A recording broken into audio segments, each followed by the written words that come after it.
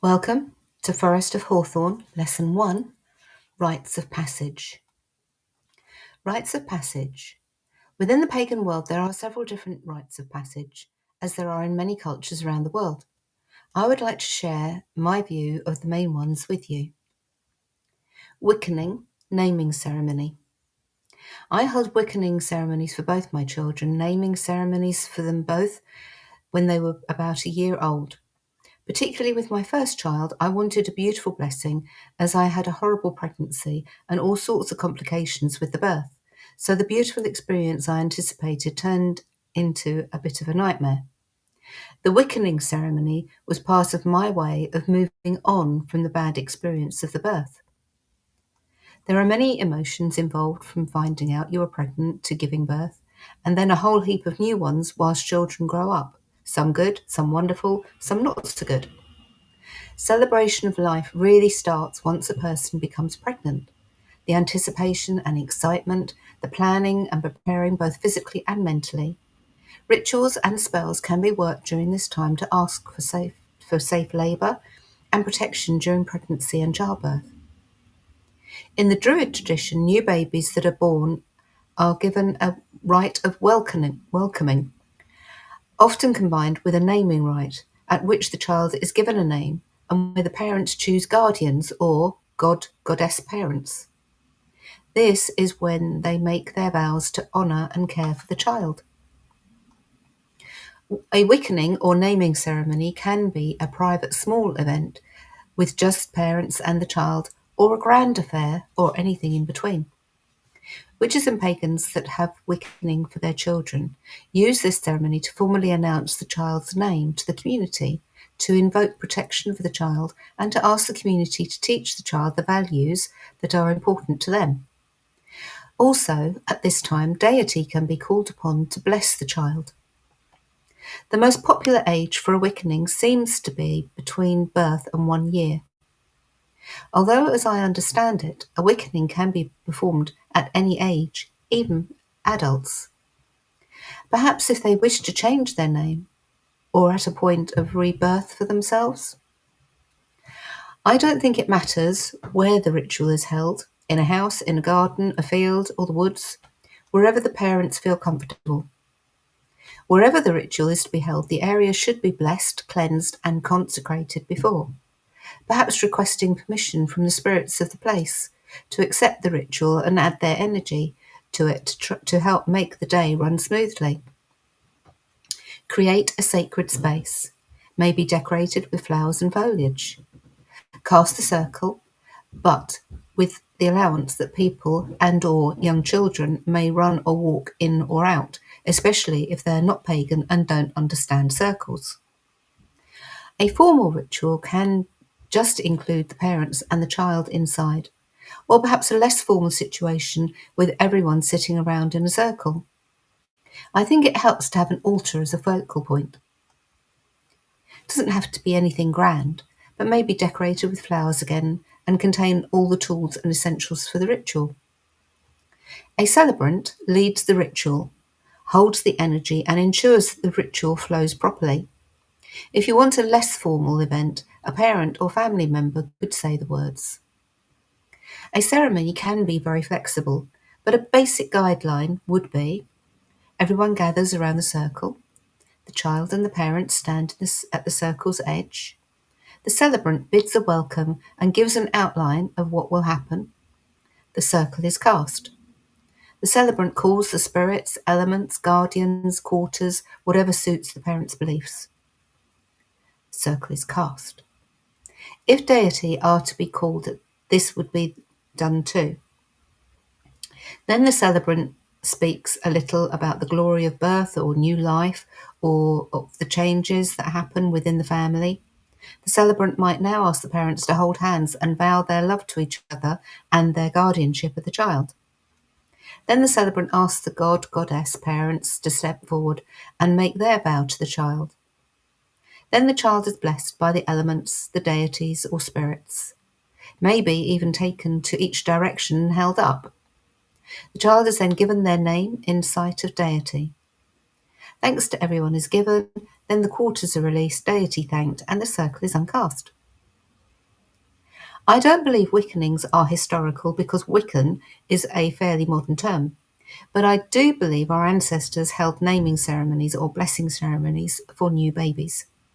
Perhaps something simple such as holding the infant up under the stars and asking blessings from deity. Menarche, female. This is the point in life when a girl becomes a lady, when she begins menstruation.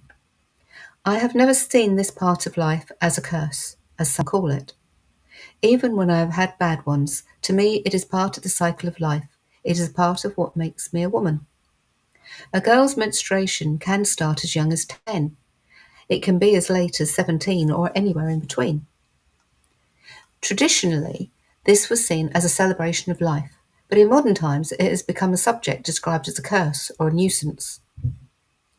Although the Jewish culture still recognise the event, the Ghanaian people celebrate this event with a party. The South African Goi people decorate the young woman with patterns.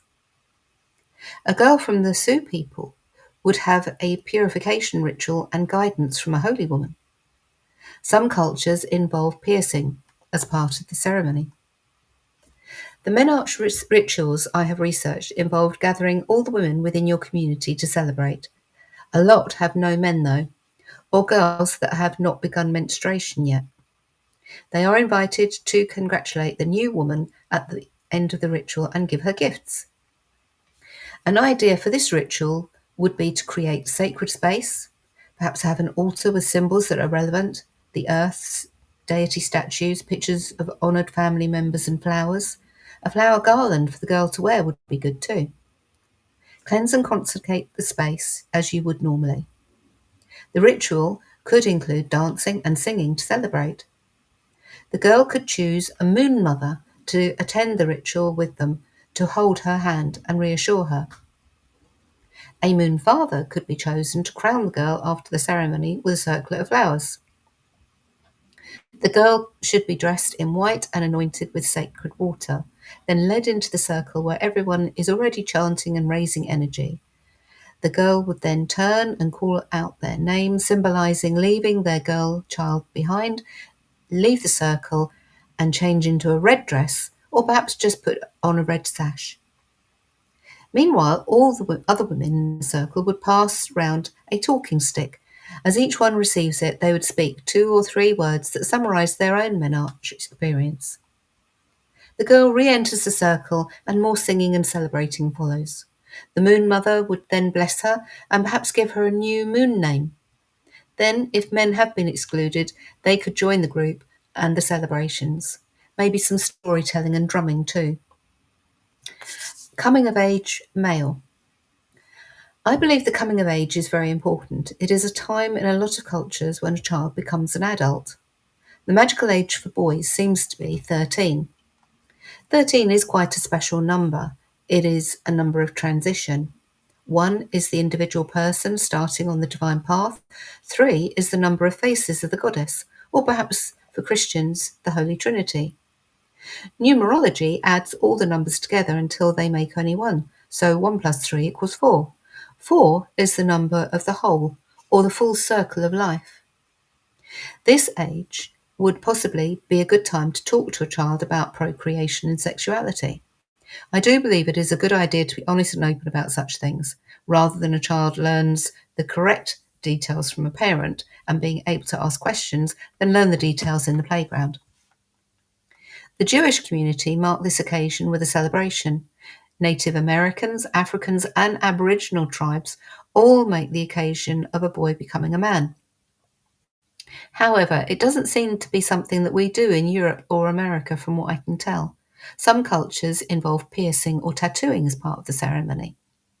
Perhaps a gift would be nice, some grooming products. As for coming of age ceremony, I would suggest a similar ritual to that of Wiccaning. Hand fasting. Hand fasting is a pagan wedding based on ancient Celtic traditions. Historically, a hand fasting was seen as a rite of betrothal lasting a year and a day. If the relationship goes well, the couple would then hold a second hand fasting ceremony that would bind them together as long as their love was shared. This custom spanned the centuries and was still legal in many parts until 1753, when one Lord Hardwicke passed an act through Parliament declaring that marriages in England could only be legal if sanctioned by the Church. This law, however, was exempt in both Scotland and the Channel Islands. The Act set the precedent for modern church marriages in the UK ever since, with some updates being allowed for modern times. However, handfastings continued to be legal in Scotland up until 1939, particularly in the Highlands and Islands, where they may not have had a permanent clergyman. If this was the case, a handfasting ritual would be performed, and then, when a travelling clergyman visited the community, the marriage could be then legalised by the church. As a direct result of Lord Hardwicke's Act and its strict marriage laws, the famous town of Gretna Green became popular with English couples running away to get married, as Scotland was outside the jurisdiction of English law. Handfastings today usually go straight to the second ceremony. A handfasting can last forever, as long as the love is still there, even into future lives. The setting for most handfasting seems to be outside in a natural place, close to the elements. The space is usually decorated with flowers and foliage. The ceremony is presided over by a priest or priestess whom the couple chooses. The space is made sacred and the quarters and elements are called. The couple are invited into the sacred space to exchange vows with each other. As they give their promises to each other, the celebrant binds their wrists together with a cord. This is the actual fasting part, signifying their love, and knots that indicate their bondage of mutual commitment. This is probably where the saying, tying the knot, comes from. Rings can also be exchanged at this point. As a lovely handfasting that I had the honour of being a part of recently, we used 13 cords, each one a different colour and each to represent a different quality. We had members of the circle bring each cord in one at a time to tie around the wrists of the happy couple.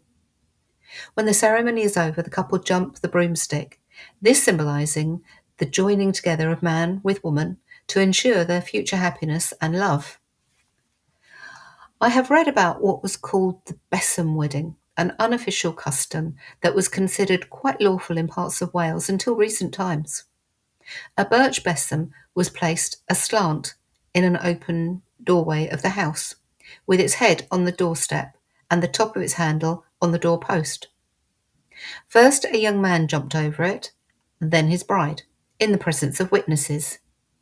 If either touched or knocked it in any way, the marriage was not recognised. In this kind of marriage, a woman kept her own home and did not become the property of her husband. It was a partnership, sed fideo, rather than an ownership. A child of the marriage was considered to be legitimate. If the couple decided to divorce, they simply jumped back over the broomstick again. But this could only be done in the first year of marriage. If a child had come, it was the father's responsibility. Traditionally, the cord used was red in colour, which symbolised desire, vitality, and passion and love. One custom is that while facing each other, the couple place their right hands together and then their left hands together to form an infinity symbol while the cord is tied around their hands in a knot. Another custom is that the man and woman place their right hands only together while the cord is used to tie a knot around their wrists. In days of old, records were not kept who got engaged, married, had children and died. Today, the sacraments of the Church have the responsibility of taking care of these things. Before the Church took over these duties, these things were overseen by the whole community and therefore were set in law by their witnessing what happened between the couple making the promise. If a handfasting was performed with the two left hands together without the tying of a knot, it was the custom of rich and influential German nobility. It meant that the woman was a mistress and would not be able to claim the name, inheritance, property, etc. of the real wife, and was only in the protection of the man. but her offspring would be taken care of as legal heirs, second in line to the man's legal and first wife. Having lots of children was once the only form of social security in one's old age. Hand parting. A hand parting is a pagan divorce, in honour of the fact that sometimes people do grow apart over time. A hand fasting can also be dissolved if things don't work out the way they were intended. Unlike a divorce, unless the couple has also chosen to follow the laws of the land and have a registered marriage licence and certificate. The binding agreement is between the two parties and the god and goddess. To undo a hand fasting, you must go to the location where it took place, if this is possible. If it is not possible to invite the gathering, just the person that officiated the hand fasting, and to do a reversal on the ceremony, also known as a hand parting, to set free each individual from the binding and let each go their separate ways in goodness and in love. A simpler idea is cutting the cords kind of ceremony, which could be done. Visualize the connections between you and ask which ones are appropriate for the relationship you wish to have now. Leave those and cut the others. You might have a strong connection at the heart and decide to sever the rest, at least temporarily, allowing the ones that need to be there for your friendship to grow back. Croning. I love the idea of a croning ceremony. The word crone is derived from the word chronos, meaning time, and it means the wisdom gained throughout life's long experiences. Crone also means crown. To become crowned crone then acknowledges that you are a wise woman who has gathered up the fruits of her experience into profound and sovereign understanding. The wise crone becomes the resource of wisdom for her community and a source of inspiration for her circle of cronies. A croning ceremony acknowledges the transition into a crone or wise woman, usually when a woman enters menopause. The last menstruation is a farewell to the motherhood stage of a woman's life. A doorway is now open to step through into the crone phase. Media would have us believe that staying young and firm is what it's all about. And although I am not at the crone stage yet, I do have grey hairs, okay, dye some of them, and I am starting to get wrinkles and my body is already fighting against gravity. I am not necessarily happy with all these changes, but I do intend to welcome and celebrate my crone stage when it arrives. This passage celebrates the end of the time that our energies are turned outwards towards physical activities and marks the beginning of the time that we turn our energies inwards toward more spiritual activities. Our physical growth slows down, and gradually our physical bodies begin to separate from our spiritual bodies. In some cultures, now and in the past, when a woman enters menopause, she keeps her wise blood inside her, and it increases her wisdom. Elder women were, and are still revered and honoured. A croning ceremony provides acknowledgement and celebration of this. This can be a very personal ceremony, or held with a few close friends, or a big celebratory party. A croning ceremony may include creating sacred space and having all your friends participate. The priest or priestess could say a few words about the person, her qualities and traits. Then each guest could share some memories or mementos. Then the priest or priestess would say a few words about life and its various stages, how each stage marks changes in our lives, and each stage adds to our characters. The person could then be crowned with a circle of flowers. A representation of 3 stones could be made to represent her life, past, present, and future. A candle is lit to represent the light of wisdom. Salt is given to represent eternal wisdom and experience. A rededication to a deity, perhaps. Sagehood. During my research, I also discovered a similar ceremony for men that reach elderhood or sagehood. It was also traditional to gift a man, on reaching elderhood, his staff. It seems the traditional cloak or cape is presented at croning or elderhood, sometimes referred to as sages. I also found a lovely idea. Once you reach cronehood or elderhood, set aside a certain time each week to sit and meditate. For that meditation, you take yourself to the world of spirit. A short journey at first, to see where it takes you. Then each visit you go further and find yourself a home in the spirit world. Each future journey you add to it and make it your own. Each week, re-examining the details you have made previously and adding to it. This meditation creates your very own perfect place, ready for when you cross over. Crossing over. Crossing over or passing over ritual is a way of honouring a departed loved one, of giving blessings and thanks for their lives and honouring their memory. It can also signify aiding their spirit to move on. We all have to pass through the veil at the end of each lifetime. It is this final passage that is celebrated. Our belief in the old religion is the eternal cycle of birth, death, and rebirth. The spirit never dies. But when physical death occurs, the spirit moves to another world where it continues to exist until it is reborn again into another physical life. A ceremony could include creating sacred space, calling the quarters, perhaps offerings on the altar for the god and goddess of the underworld, a candle on the altar to represent the spirit of that person lit at the beginning of the ritual. A few words about the person who has passed over to honour their memory by the priest or priestess, and maybe going around the circle and asking each person to add a few words too. As each person says their words, they could sprinkle some flower petals into a cauldron filled with water in the centre of the circle. The priest or priestess would then ask all the elements to guide the person on their journey, and then deity would be asked to guide and protect the person into the summerlands. When the priest or priestess feels the loved one has departed, they would snuff out the candle, wrap the candle in silk, spoon some of the water and petals from the cauldron into a holder, and present both items to the person who requested the ritual for their loved one. Although sometimes it is preferred the candle should be left to burn down and out on its own. A memorial rite can also be performed after a mainstream funeral. This ritual call upon the deceased in order to complete any unfinished business in the material world and to bid a final farewell before sending the spirit to the summerland. Homework.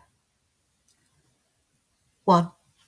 Do your own research on each of these rites of passage, then choose 3 of them and write your own ritual for each one, or add in rite of passage of your own. Homework for each lesson should be emailed to your mentor, Ness or Heather, at the usual email address.